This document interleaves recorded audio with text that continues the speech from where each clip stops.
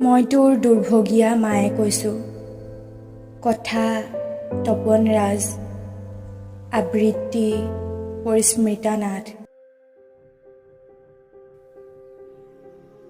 মই কেতিয়াও পাহৰিব নোৱাৰো আই, তোৰ লগত ঘটা সেই পাশবিক ঘটনাটো। সেই নৰপিশাচকেইটাই তোক মুখত সোপা মাৰি ধৰি চুচৰাই নিছিল, তোৰ গাৰ কাপোৰ টানি আজুৰি ফালি পেলাইছিল, আৰু তোৰ নিথৰ দেহৰ চিচি তই যন্ত্ৰণাত ছটফটাই ফুৰিছিলি।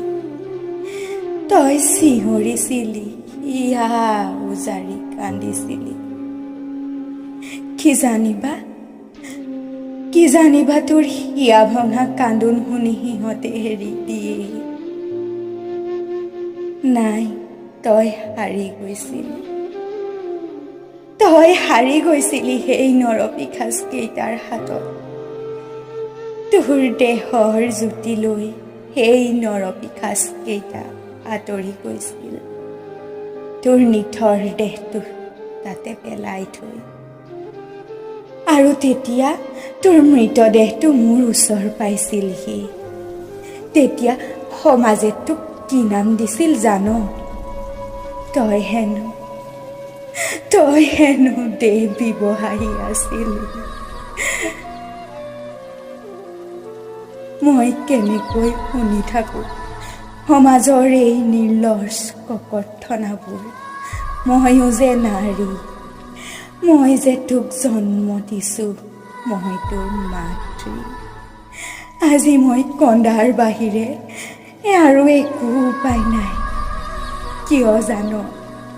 কাৰণ সেই নৰপিশাচকেইটা মন্ত্ৰী MLAৰ সোঁহাত বাওঁহাত। সিহঁতে আজি নাৰী দিৱসত কি বুলি ভাষণ দিছে জান?